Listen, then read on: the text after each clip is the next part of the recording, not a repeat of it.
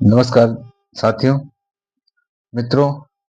आज हम लोग सीखेंगे सिंपल फ्यूचर टेंस के सेंटेंसेस को किस प्रकार पैसिव में चेंज किया जाता है। यानी टेंस का जो सेंटेंस होता है वो एक्टिव का होता है और उसे किस प्रकार पैसिव में चेंज किया जाता है, यानी पैसिव वॉइस में। तो इसी ही वॉइस कहते हैं। वॉइस मीन्स हिंदी में से वाच्य कहते हैं। एक्टिव एक्टिव सेंटेंसेस को कहा जाता है टेंस, और पैसिव जो होता है वो टेंस नहीं होता है, ठीक है, वो वाच्य है।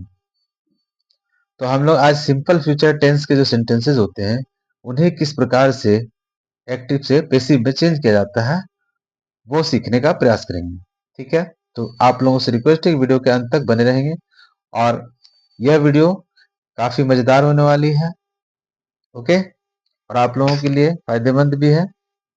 आप लोगों के एग्जाम्स में यहीं से प्रश्न किए जाएंगे और मैं आप लोगों को श्योर करता हूं कि ये इस वीडियो को देख लेने के बाद आपको कोई और वीडियो देखने की आवश्यकता नहीं पड़ेगी। ठीक है, तो सबसे पहले हम लोग देखेंगे कि सिंपल फ्यूचर टेंस का स्ट्रक्चर क्या होता है, यानी उसका जो एक्टिव यानी टेंस का जो स्ट्रक्चर है वो क्या होता है। तो उसका स्ट्रक्चर होता है सबसे पहले सब्जेक्ट, फिर सेल या will according to subject the subject, उसके बाद V1 प्लस अदर वर्ड, उसमें कॉम्प्लीमेंट भी होता है, ऑब्जेक्ट भी होता है, और ये हेल्पिंग वर्ब होता है सेल या विल, इसे मॉडल वर्ब भी कहते हैं। ठीक है, सेल और विल मॉडल वर्ब भी है और इसे हेल्पिंग वर्ब भी कहते हैं। और उसके साथ V1 यानी वर्ब का मेन जो बेस फॉर्म होता है, फर्स्ट फॉर्म लगाया जाता है अदर वर्ब।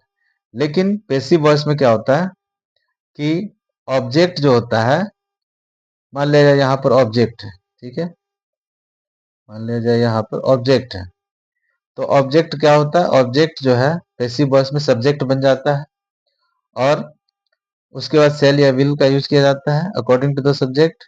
उसके बाद बी लगाया जाता है।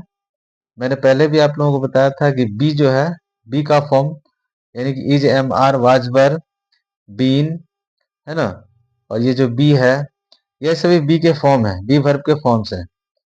तो इनको देना जरूरी है, इनके बिना पैसिव वॉइस नहीं बनता है। ठीक है, और वर्ब का थर्ड फॉर्म, उसके बाद ऑब्जेक्ट। ठीक है, तो देखिए I shall help you, I shall help you.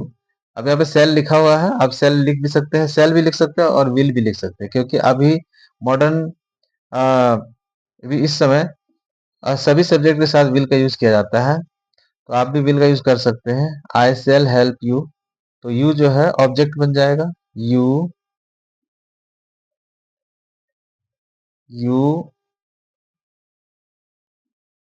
Will, और उसके बाद लगाएंगे बी, यू विल बी।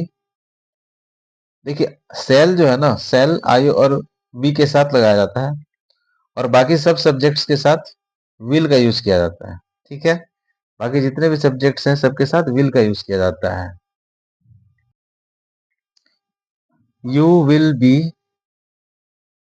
और हेल्प का हो जाएगा helped, HELPED, helped by me. ठीक है, you will be helped by me, यानी कि मैं तुम्हारी मदद करूंगा, तुम मेरे द्वारा मदद किए जाओगे। ठीक है फ्रेंड्स, मैं एक एक चीज समझा समझा कर आपको बता रहा हूँ, है ना, एक एक चीज को ध्यान से सीखिएगा। द टीचर विल पनिश हर, ठीक है, पनिश मीन्स दंड देना, तो शिक्षक जो है उसे पनिश करेंगे यानी दंडित करेंगे। हर मीन्स ये जो सी होता है, सी किसी लड़की के लिए यूज किया जाता है या किसी महिला के लिए, फीमेल के लिए, तो उसका ऑब्जेक्टिव केस होता है her. The teacher will punish her, तो हर जो है सी में कन्वर्ट हो जाएगा, she will be, she will be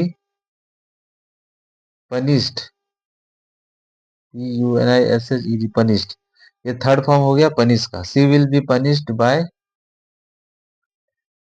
the teacher,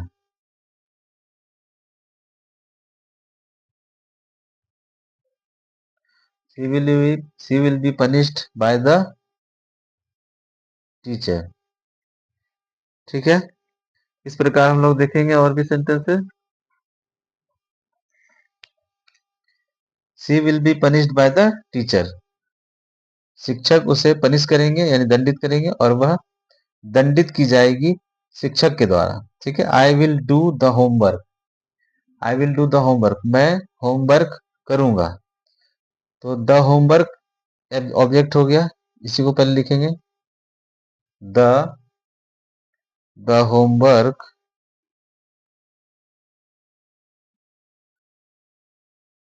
the homework will B,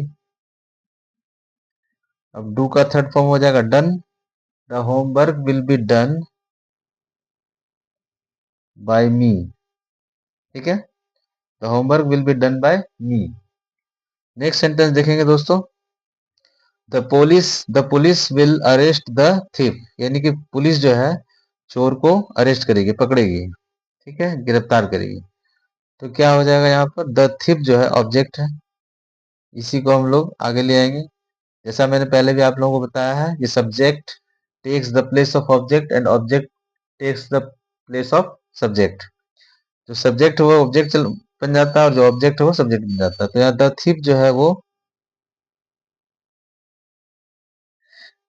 यही सब्जेक्ट बन जाएगा, इसी के ऊपर एक्शन होगा। पैसिव वॉइस का मतलब ही है कि जो कार्य हो रहा है, एक्शन किसके ऊपर हो रहा है, एक्शन को रिसीव कौन कर रहा है, उसी के ऊपर उसी को सब्जेक्ट बना दिया जाता है। The thief will be arrested, ARRESTED, arrested, the thief will be arrested, बस उसके आगे लिखना ही नहीं, द पुलिस लिखना ही नहीं, the thief will be arrested, यानी कि चोर जो है पकड़ा जाएगा। और पकड़ेगा कौन, पुलिस ही पकड़ेगी ना, हम लोग तो पकड़ेंगे नहीं। वी विल स्पीक इंग्लिश, हम लोग अंग्रेजी बोलेंगे। तो क्या ऑब्जेक्ट यहाँ पे क्या बोलेंगे, ऑब्जेक्ट का होना जरूरी है, तो इंग्लिश यही हमारा ऑब्जेक्ट है, इसी को हम लोग सब्जेक्ट बना देंगे। ठीक है फ्रेंड्स, एक एक चीज समझा दे रहा हूं मैं आप लोगों को। English will B, English will be, और यहाँ पर बी का जरूर यूज करना है दोस्तों, नहीं तो रॉन्ग हो जाएगा। इंग्लिश विल बी, स्पीक का थर्ड फॉर्म लगा दीजिए spoken, English will be spoken bye, और वी जो है अस में चेंज हो जाएगा। ठीक है, वी का ऑब्जेक्टिव केस होता है us, English will be spoken by us. Next sentence देखते हैं, my father will buy a laptop, मेरे पिताजी एक लैपटॉप खरीदेंगे। तो अ लैपटॉप जो है वही आपका ऑब्जेक्ट है, इसे ही सब्जेक्ट बना देंगे। A laptop, a laptop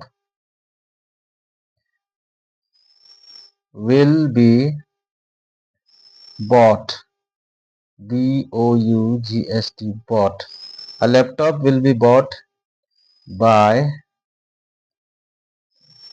my father, my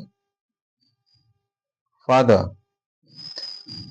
a laptop will be bought by my father, she will give me a pen, वह मुझे एक पेन देगी। तो यहाँ पे डबल ऑब्जेक्ट है, मी भी ऑब्जेक्ट है और पेन भी ऑब्जेक्ट है, तो इसे कर देते हैं a pen will be given, give का हो जाएगा given, a pen will be given to me, यहाँ पर टू लगाना होगा आपको, टू मी बाय, सी का हो जाएगा हर, यानी उसके द्वारा मुझे एक पेन दिया जाएगा। I will be given, I will be given a pen, sorry यहाँ पर पेन आएगा, I will be given a pen to me by her. ठीक है, अ पेन, सॉरी पेन तो यहाँ आ ही गया था, a pen will be given to me by her. ठीक है, a pen will be given to me by her. He will catch the bus, वह बस पकड़ेगा। तो द, अच्छा बस बॉल है ना, तो बॉल, द बॉल यही आपका ऑब्जेक्ट है, द बॉल विल बी, और कैच का हो जाएगा कॉट, CAUGHT, कॉट बाय, और ही का हो जाएगा हिम, है ना, the ball will be caught by him. ठीक है, तो इस तरह से मैंने कई एग्जांपल्स के द्वारा आपको समझाने की कोशिश की और मुझे उम्मीद है कि आप लोगों को समझ में आ भी गया होगा, है ना। इस तरह से सिंपल फ्यूचर टेंस के सेंटेंसेस को एक्टिव से पैसिव में चेंज करते हैं यानी कन्वर्ट करते हैं। ठीक है, इसी तरह की और वीडियो आप लोग अगर चाहते हैं तो फटाफट से लाइक करिए। अगर वीडियो आप लोगों को अच्छी लगी तो फटाफट से लाइक कीजिए। और मैं इसके बाद जो वीडियो सेंटेंस वीडियो बनाऊंगा वो होगा फ्यूचर परफेक्ट का, क्योंकि फ्यूचर कॉन्टिन्यूअस का बनता नहीं है, फ्यूचर परफेक्ट कॉन्टिन्यूअस का ही बनता नहीं है। ठीक है, तो इसके बाद मैं बनाऊंगा फ्यूचर परफेक्ट की वीडियो। ठीक है, अगर वीडियो पसंद आए तो लाइक कीजिएगा, चैनल पर नए हैं तो चैनल को सब्सक्राइब कीजिएगा। ठीक है, मिलते हैं तब तक के लिए, bye bye, till then bye bye.